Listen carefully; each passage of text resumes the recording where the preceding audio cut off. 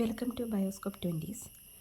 ജീവൻ്റെ ഉത്ഭവം ജീവികളുടെയും എന്ന 8th ബയോളജി ചാപ്റ്ററാണ് നമ്മൾ നോക്കിക്കൊണ്ടിരുന്നത്. ഇതിൻ്റെ അടുത്ത സെക്ഷനിലോട്ട് കിടക്കാം. രാസപരിണാമ സിദ്ധാന്തം എന്താണെന്ന് പറഞ്ഞു.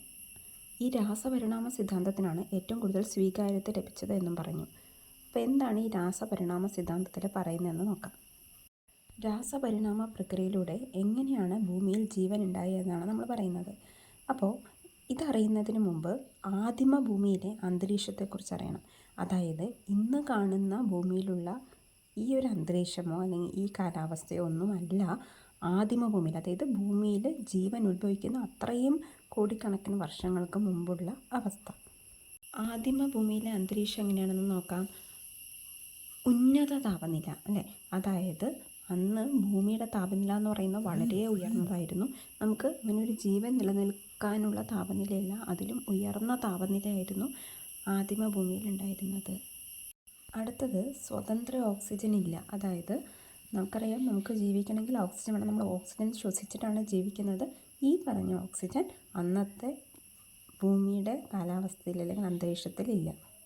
ഈ ഓക്സിജൻ ഇല്ലാതെ നമുക്ക് ജീവിക്കാൻ കഴിയില്ലല്ലോ. പക്ഷേ ഓക്സിജൻ ഇല്ലാതെ ജീവിക്കുന്ന ചെറിയ സൂക്ഷ്മജീവികളുണ്ട്.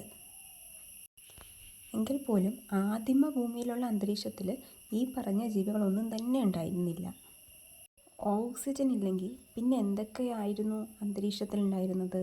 ഹൈഡ്രജൻ ഉണ്ട്, മീഥേൻ ഉണ്ട്, കാർബൺ ഡൈ ഓക്സൈഡ് ഉണ്ട്, ഹൈഡ്രജൻ സൾഫൈഡ് ഉണ്ട്, അമോണിയ ഉണ്ട്, നീരാവി ഉണ്ട് അല്ലേ. അതായത് ജലത്തിൻ്റെ രൂപത്തിലല്ല, നീരാവിയുടെ രൂപത്തിലായിരുന്നു അന്ന് ജലം ഉണ്ടായിരുന്നത്.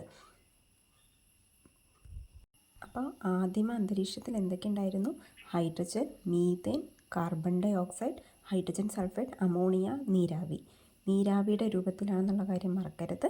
പിന്നെ ഓക്സിജൻ ഇല്ല. ഈ നീരാവി ഘനീഭവിച്ച് മഴ പെയ്തു. അതായത് വർഷങ്ങൾ നീണ്ടുനിന്ന മഴയാണ് പെയ്തത്.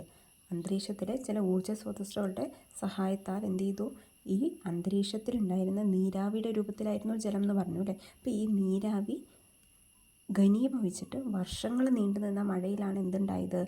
സമുദ്രങ്ങൾ രൂപീകരിച്ചത്. അപ്പോൾ ഭൂമിയിലെ സമുദ്രം എങ്ങനെ ഉണ്ടായെന്ന് മനസ്സിലായില്ലേ? നീരാവി ഘനീഭവിച്ച് വർഷങ്ങൾ നീണ്ടുനിന്ന മഴയിൽ സമുദ്രം ഉണ്ടായി. ഈ സമുദ്രത്തിൽ പലതരം പദാർത്ഥങ്ങൾ ലയിച്ചേർന്നിട്ടുണ്ട് അല്ലേ. അതായത് ഈ സമുദ്രജലം, നമുക്ക് സാധാരണയായിട്ട് ജലത്തിൽ പല കാര്യങ്ങൾ ലയിച്ച് ചേർന്നിട്ടുണ്ടാവുമല്ലോ. അപ്പോൾ നമ്മുടെ അന്തരീക്ഷത്തിൽ hydrogen, methane, carbon dioxide അങ്ങനെ പല ഘടകങ്ങളുണ്ട്. അപ്പോൾ ഈ നീരാവിയോടൊപ്പം ഈ മഴയിൽ സമുദ്രം ഉണ്ടായല്ലോ. അപ്പോൾ ഈ സമുദ്രജലത്തിലും പല പദാർത്ഥങ്ങൾ എന്ത് ചെയ്തു? ലയിച്ച് ചേർന്നിട്ടുണ്ട്. ഇപ്പോഴും നമ്മൾ ആദിമ ഭൂമിയിൽ എങ്ങനെയാണ് ആദ്യ ജീവൻ ഉണ്ടായതെന്ന് പറഞ്ഞില്ല അല്ലേ. നോക്കൂ, നമ്മുടെ ഊർജ്ജ സ്രോതസ്സ് എന്ന് പറയുന്നത് സൂര്യനാണ് അല്ലേ.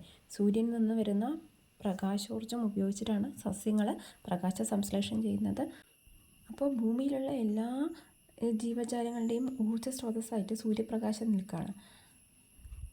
ആദിമ ഭൂമിയിലെ അന്തരീക്ഷത്തിലുള്ള ഊർജ്ജ സ്രോതസ്സ് എന്ന് പറയുന്നത് സൂര്യപ്രകാശം, ഇടിമിന്നൽ, അൾട്രാവയലറ്റ് കിരണങ്ങൾ, അഗ്നിപർവ്വത സ്ഫോടനങ്ങൾ എന്നിവയാണ്. ഏതൊക്കെയാണ്? സൂര്യപ്രകാശം, ഇടിമിന്നൽ, അൾട്രാവയലറ്റ് കിരണങ്ങൾ, അഗ്നിപർവ്വത സ്ഫോടനങ്ങൾ. ഈ ഊർജ്ജ സ്രോതസ്സുകളുടെ സഹായത്താൽ സമുദ്രത്തിൽ ലഘു ജൈവ കണികകൾ രൂപീകരിച്ചു. അതായത് ഈ ഊർജ്ജ സ്രോതസ്സുകളുടെ സഹായത്താൽ തന്നെയാണ് നീരാവി ഘനീഭവിച്ച് മഴയായതും മഴയിൽ നിന്ന് സമുദ്രം ഉണ്ടായതും. അപ്പോൾ ഈ സമുദ്രത്തിൽ പലതരം പദാർത്ഥങ്ങൾ ലയിച്ചു ചേർന്നു എന്ന് നമ്മൾ നേരത്തെ പറഞ്ഞില്ലേ. അപ്പോൾ ഈ പദാർത്ഥങ്ങളെല്ലാം കൂടെ ചേർന്നാണ് ആദ്യത്തെ ലഘു ജൈവകണങ്ങൾ, അതായത് വളരെ സിമ്പിളായിട്ടുള്ള ബയോമോളിക്യൂൾസ്, ജൈവകണങ്ങൾ എന്ത് ചെയ്തത്? സമുദ്രത്തിലുണ്ടായത്. ഈ സിമ്പിളായിട്ടുള്ള കണികകൾ, അതായത് ലഘു ജൈവ കണികൾ പിന്നീട് എന്തായി മാറി? സങ്കീർണ ജൈവ കണികളുടെ രൂപീകരണത്തിന് കാരണമായി. അതായത് കോംപ്ലക്സ് മോളിക്യൂൾസ് ഉണ്ടായി. അതായത് പ്രോട്ടീൻ, ന്യൂക്ലിക് ആസിഡ് പോലുള്ള കോംപ്ലക്സ് ആയിട്ടുള്ള സങ്കീർണമായിട്ടുള്ള കണികൾ രൂപീകരിച്ചു. അങ്ങനെ ന്യൂക്ലിക് ആസിഡ് എന്ന് പറയുന്ന ഒരു സങ്കീർണ തന്മാത്രയും കൊഴുപ്പ് ആവരണവും രൂപപ്പെട്ടു. അതായത് സങ്കീർണ തന്മാത്രകൾ ഉണ്ടായി എന്ന് പറഞ്ഞിട്ട് ഈ സങ്കീർണ തന്മാത്രകളിലൊന്നാണ് ന്യൂക്ലിക് ആസിഡ്. ന്യൂക്ലിക് ആസിഡ് എന്ന് കേട്ടിട്ടുണ്ടോ നിങ്ങൾ? DNA എന്നൊക്കെ കേട്ടിട്ടുണ്ടാവും അല്ലേ. DNA, RNA. നമ്മുടെ ജനിതക വസ്തു എന്ന് പറയുന്നത്, ജനറ്റിക് മെറ്റീരിയൽ എന്ന് പറയുന്നത് DNA ആണ്, മനുഷ്യൻ്റെ. ന്യൂക്ലിക് ആസിഡ് രണ്ട് തരത്തിലുണ്ട്, DNAയും RNAയും. അപ്പോൾ അതിലേതാണ് ന്യൂക്ലിക് ആസിഡ് എന്ന് പറഞ്ഞിട്ടില്ല. പക്ഷേ ന്യൂക്ലിക് ആസിഡ് എന്ന സങ്കീർണ്ണ തന്മാത്രയും അതിനു ചുറ്റും കൊഴുപ്പ് കൊണ്ടൊരു ആവരണമുണ്ടായി. കൊഴുപ്പ് എന്ന് പറയുന്നതും ഒരു സങ്കീർണ്ണ കണികയാണ്. അപ്പോൾ ന്യൂക്ലിക് ആസിഡിന് ചുറ്റും കൊഴുപ്പുണ്ടായി. ഇതിലുണ്ടായ ന്യൂക്ലിക് ആസിഡ് RNA ആണ്. നിങ്ങൾക്കത് അറിയാനായിട്ട് മാത്രം പറഞ്ഞതാണ്. അങ്ങനെ ഇതിൽ നിന്ന് ആദിമകോശമുണ്ടായി. അതായത് ന്യൂക്ലിക് ആസിഡും അതിനെ ചുറ്റി ഒരു കൊഴുപ്പ് ആവരണമുണ്ട്. അതിൽ നിന്ന് ആദിമകോശം, ഏറ്റവും ആദ്യത്തെ കോശമുണ്ടായി. കോശം എന്ന് പറഞ്ഞു കഴിഞ്ഞാൽ എന്താണ്? സെല്ല് അല്ലേ? സെല്ല് ജീവൻ്റെ ഏറ്റവും അടിസ്ഥാന നിർമ്മാണ ഘടകമാണ്. കോശങ്ങൾ അല്ലെങ്കിൽ സെല്ലുകൾ കൂടിച്ചേർന്നാണ് എന്തുണ്ടാവുന്നത്? നമ്മുടെ എല്ലാവിധ ശരീരം നിർമ്മിച്ചിരിക്കുന്നത്.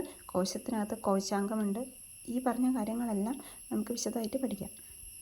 കോശങ്ങളുടെ ഏറ്റവും വലിയ പ്രത്യേകതയാണ് അവ സ്വയം ഇരട്ടിക്കാൻ കഴിവുള്ളവയാണ്. അതായത് 1ൽ നിന്ന് 2 ആകും, 2ൽ നിന്ന് 4 ആകും, അങ്ങനെ ഇരട്ടിക്കാൻ കഴിവുണ്ട്.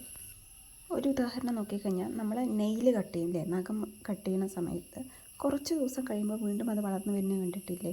ഹെയർ കട്ട് ചെയ്യുന്നു, അത് വളരുന്നില്ലേ? ഇതെല്ലാം എന്തുകൊണ്ടാണ്? കോശങ്ങൾ വിഭജിച്ചിട്ട് അല്ലെങ്കിൽ ഇരട്ടിച്ച് അതിൻ്റെ നമ്പർ കൂടുമ്പോഴാണ് ഈ വളർച്ച സാധ്യമാവുന്നത്. ഇതുപോലെ സ്വയം ഇരട്ടിച്ച് അതിൻ്റെ നമ്പർ കൂട്ടാൻ കഴിവുള്ള കോശം തന്നെയാണ് ആദിമകോശം എന്ന് പറയുന്നത്. അപ്പോൾ നമ്മൾ ഇത്ര നേരം പറഞ്ഞ കാര്യങ്ങൾ ഒന്നുകൂടെ പറയാം. അതായത് ആദിമ അന്തരീക്ഷത്തിൽ ഉയർന്ന താപനിലയുണ്ട്, സ്വതന്ത്ര ഓക്സിജൻ ഇല്ല. പിന്നീട് അവിടെ എന്ത് ചെയ്തു? നീരാവി ഘനീഭവിച്ച് മഴയുണ്ടായി. മഴയിൽ നിന്ന് സമുദ്രങ്ങളുണ്ടായി. സമുദ്രത്തിൽ നിന്നിട്ട് ലഘുവായിട്ടുള്ള ജൈവകണങ്ങളുണ്ടായി.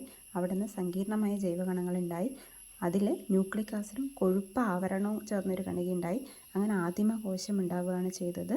ഈ ആദിമകോശത്തിന് സ്വയം ഇരട്ടിക്കാൻ കഴിവുണ്ട്. ഇതാണ് രാസപരിണാമ സിദ്ധാന്തത്തിൽ എങ്ങനെയാണ് ജീവൻ്റെ, അതായത് ഒരു കോശം ഉണ്ടായെന്ന് പറയുമ്പോൾ എന്താണ്? അത് ജീവൻ്റെ ആരംഭമാണ്. ഒരു കോശം ഉണ്ടാവുക. മനസ്സിലാവുന്നുണ്ടല്ലോ അല്ലേ? അപ്പോൾ ഈ ആദിമകോശം എവിടെ ഉണ്ടായത്? സമുദ്രത്തിലാണ് ഉണ്ടായത്.